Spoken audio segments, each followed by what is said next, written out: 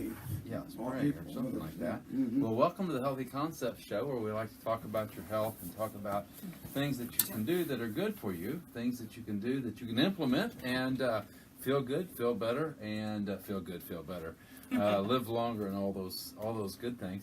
What I like to do is go through and highlight some research that I see over the past week and things that I run across and things that I think be interesting for people. One of the things that I thought was pretty interesting, I saw an article come out November 30th, 2017, and it says smartphone addiction. Uh-oh, here we go. Now we're meddling. I've been accused of that. Now we're meddling. Smartphone addiction creates imbalance in the brain. Now, that's very interesting. It talks about how researchers have found an imbalance in the brain chemistry of young people addicted to smartphones and the internet, according to a study presented today at the annual meeting of the Radiological Society of North America. So they went in.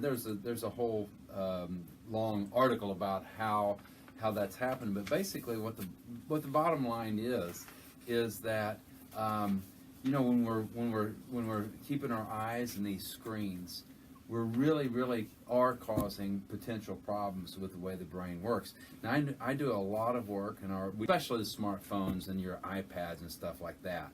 One of the reasons why that happens is the first three. It's pretty interesting. Actually, it's pretty interesting to me. But the first 3 years of development, the developing brain, it goes like this. First off, you start off with only about 25% of your brain. You have a brain stem, the base of your brain, because the base of the brain, that's where you get your breathing and your heart rate, and you get your basic, things that you have to have vital for life. Right, exactly. So, but, our frontal lobe, which is where we get our personality, our parietal lobe is where we know where we're at in space and time. Our temporal lobe, where we pick up the sense of smell and memory and different things like that. All of that is just not formed very much at all. I mean, it's very, very small. That's the reason why a baby doesn't come out and just talk and say, "Hey, give mom a high five. It was a great trip," and all that, right? So and it's necessary if you think about it, because just the natural thing of childbirth, the baby's head has got to be small. It can't be as big as a regular adult size head, or that just wouldn't work. So the brain necessarily is only about 25% formed. But in the first 3 years, and each have their own unique qualities. Right. The left brain has to do with a lot of short-term goal seeking, has to do with details, has to do with our linear or logical thinking. It has to do with our math side, our reading side. It has to do with what we really would look at as being education, so to speak. Right. The right side of our brain is really more of our social adaptability side. It's more of our let's get relational, let's get to know people, let's form bonds, let's do this and that. And if you think about it, for a baby that's born up to the first 3 years of life, do they need to be reading Dostoevsky?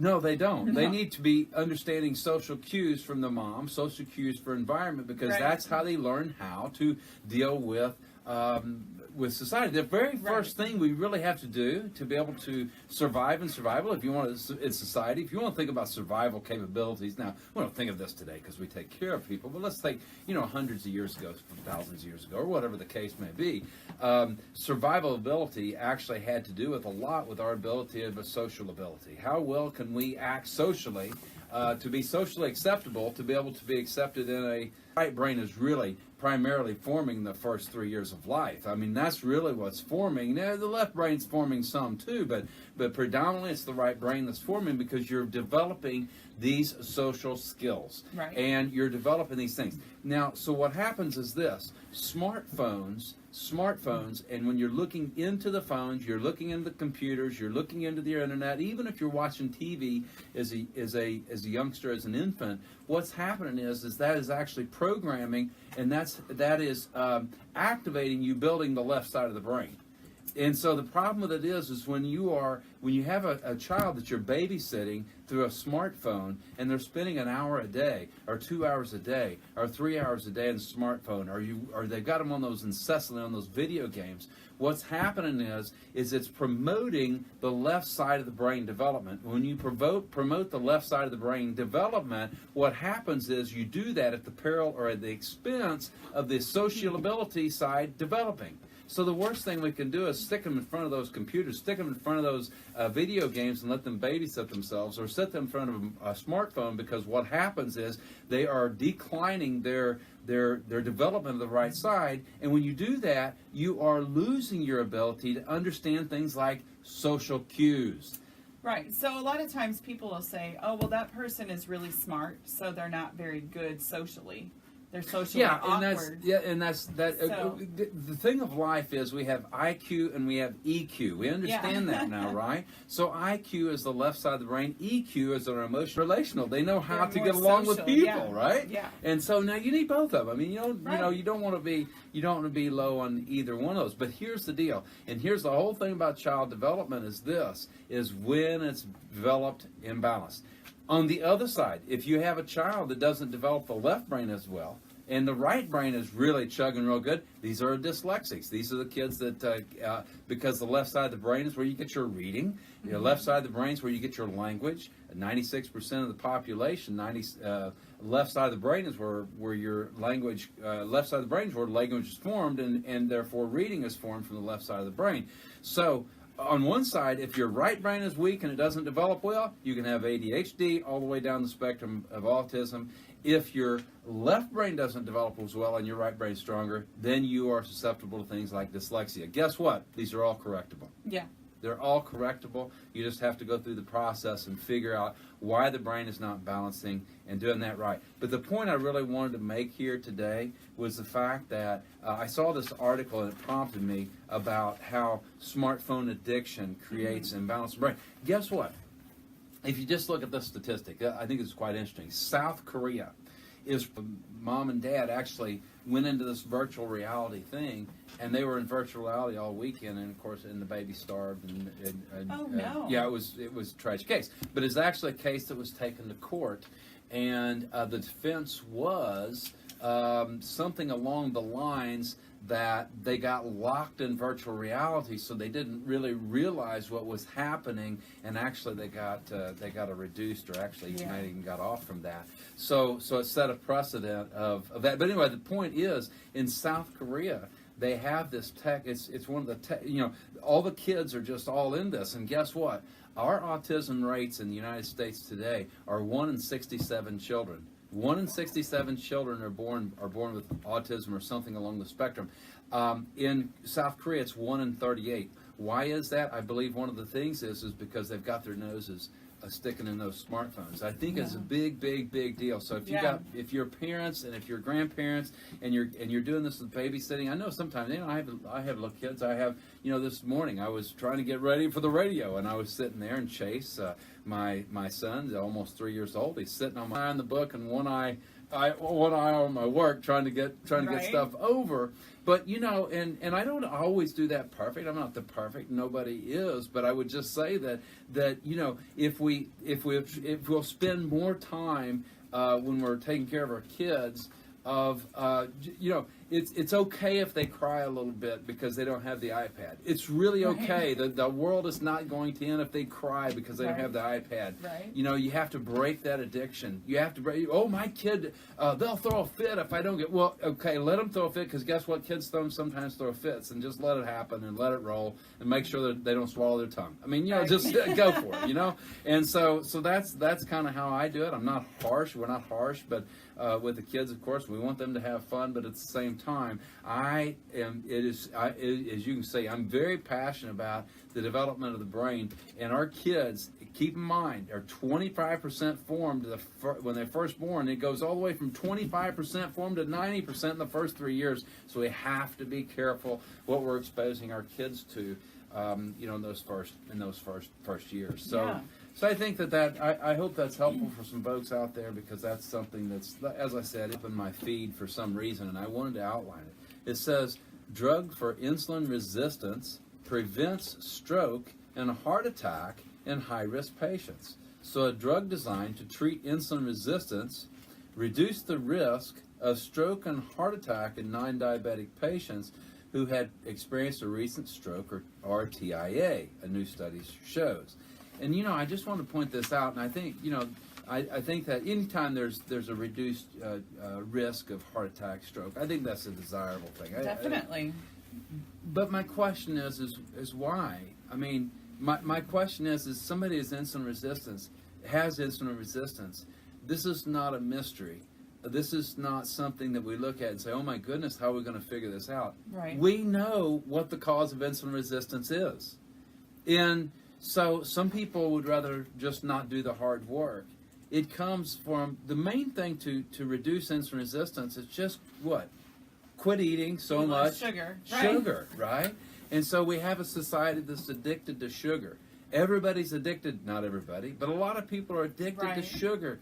And when they're eating all this sugar, they don't have any idea that what it's doing is it's causing their bodies to become resistant to a hormone whose job is to store all that sugar you keep on packing in your body. And so what happens is insulin is a hormone that touches all the rest of the hormones. Right. When you start, here's the deal. The most common reaction in the human body, number one reaction in the body. Right. And studies have shown this. First, when it comes to longevity, for years and years, there was only one thing that really determined from a scientific standpoint. In other words, it had been studied, it had been researched, it had been agreed upon in the body of science and so on and so forth, is this, that there's only one thing that would actually promote longevity, living longer. Like, we do all kinds of things. We take vitamin B, we take vitamin C, we take fish oil, we jog, we do all kinds of things trying to live longer. But at the end of the day, the body of science has only really come up with one thing that really brings longevity, and it is caloric restriction. Right. That's reducing the amount of calories you eat. Now, how many people really want to sign up for that? I mean, how many people say... it doesn't sound like a lot of fun. Right. Oh, you were going to say, hey, Lee, I got a great idea. Here's what we're going to do. You're going to live longer, and we're going to cut the amount of food you eat every day by about 20 to 30%. Does that sound like a great idea? No. Okay, so that's true. I mean, not a lot of people sign up for that. But here's the deal. Over the last couple of years, they've actually come up and they've begun to define why. It's always important to understand the why. They've begun to understand why caloric restriction is so important in promoting you're going to have sickness and disease. So this is really, are there other things? Absolutely. There's always other things. I mean, swallow a bottle of botulism and you're probably not going to survive that, and it has nothing to do with sugar metabolism. Right. So we're talking in generalities here. But a very, very important thing to understand is how we deal with sugar has a lot to do with our longevity. There's another study that came out that said that they took 100-year-old people, centenarians, and they studied them. Mm-hmm. And they wanted to find out what was the common denominator. Were they happy people? Were they glad people, mad people, sad people? Were they married? Were they divorced? Were they single? Did they have kids? They didn't have kids? They're trying to social ability networks to try to figure out all these things. Right. Couldn't come up with any common denominators except one, and that was sugar metabolism. The better the sugar metabolism, that was the one common denominator they found.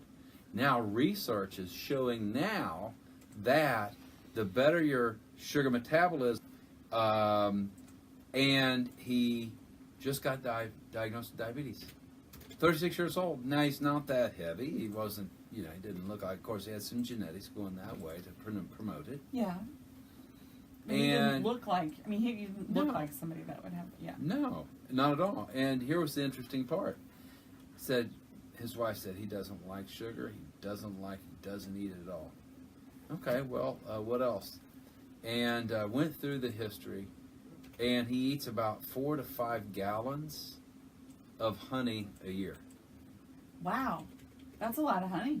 Yeah, and actually, honey is harder on the glycemic index than sugar. Now, don't eat sugar, but if you think that you're eating honey and it's like really great for you for your sugar metabolism, it is not. Right. Honey is loaded with sugar, sugar. Yeah. And so some people get on this kick. They're like, "Oh, I hate sugar. I'm gonna stay away from sugar." But then they eat 5 gallons of honey a year. Still sugar. yeah, right, exactly. Right? Without realizing it, they are just impacting their system with sugar. So, the bottom line is less than 3, you're in a coma. So here's the thing. Not a lot of people are going into comas, thank goodness. But here's the deal.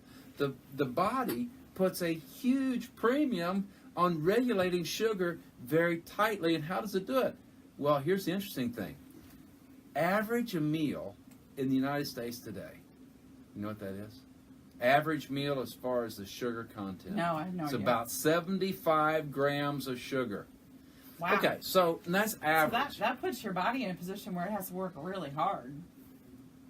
That's the point. Right. See, and people like, what's the mystery of insulin? There's no mystery to insulin. Insulin basically is the person that comes out and starts shoving sugar everywhere to pack it away. Right. You have 3 main storage sites in the body for sugar. 1 is in the liver, 2 is in the muscles, and 3 is in the fat. Fat, yeah. And some people are blessed or not blessed, whatever it may be, their fat cells just are not going to expand. They're not going to expand very, very greatly. These are the people, no matter what they do, they're not going to gain weight. The problem with it is, that's this guy that I talked about yesterday. He's skinny. Eventually, it'll start spilling out. That's actually a really good description. Yeah. That's what happens when your fat cells get big. Now, I know I'm going to say these numbers, and don't concern about the numbers, just the relativeness of the numbers. A fat cell that is empty, a fat cell that's empty, is only about 10 to 20 microns in size. It's just really a small. Microns just means very, very small. It's an exact measurement, but it's very small. You have to see it under the microscope. When a fat cell is completely full, it goes up to about 200 microns. So in other words, a fat cell will expand about 10 to 20 times its size. But here's the deal. Once that fat cell gets completely full, it has other things besides fat in it. It has hormones, it has inflammatory processes, it has toxins, it has everything, right? It has the fat.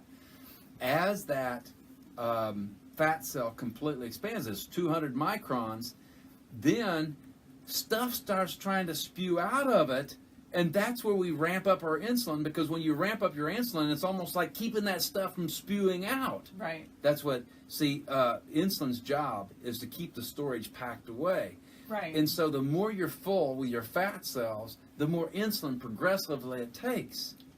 It really is. And that's what, that gets down to the bottom line, is that the insulin is highly inflammatory too. Right. So we've got a couple of minutes. So what are some very practical things that people can do to reduce their insulin resistance? What are some practical things they can do? Well, something that most people wouldn't consider would be to eat more healthy fats. Healthy fats, absolutely. Because you'd be less hungry. Yes. And it would help keep the sugar cravings away. See, away. that's the bad cycle. When you eat sugar, you're going to be hungry in an hour, and then you're going to eat more. You're going to eat more. But when you start burning fat, and that's what you're talking about, is you start burning fat for energy. When you burn fat for energy. And that's, matter of fact, that's what these things with a ketogenic diet, that's what they found, is the ketogenic diet is actually, once you move into that, you're burning fat. And when you burn fat, you're not relying on the sugar. Right. And you lower your sugar footprint. Right. And you kind of do it more, it's easier and it's more natural to get off the sugar that way, because you don't have all those cravings. Right. Something that I do, and I practice this 3 or 4 times a week, or maybe 5 times a week, but I will do intermittent fasting. Now, there's a lot of definitions for intermittent fasting, but one of the things that I will do is I'll eat breakfast in the morning, maybe 8 o'clock in the morning, and then I'll eat lunch 1 or 2 o'clock in the afternoon, and then I don't eat until the next day. Right. Now you say, oh my goodness, how could you do that? And it's not that I'm great. It's that you can do this, but here's the thing, is that I have a low carbohydrate diet. I don't eat much sugar. Right. I mean, I don't eat any just plain white sugar, of course. No, not at all. But my carbohydrate imprint or footprint's so low that I'm eating more fats and some proteins, and therefore, as you just said, it's actually not too hard to go from 2 o'clock until 8 o'clock the next morning. And what they found, when you do that, you're actually mimicking caloric restriction. Now, I'm eating the same amount as I would throughout the whole day. I'm not restricting. I'm not eating, but I'm eating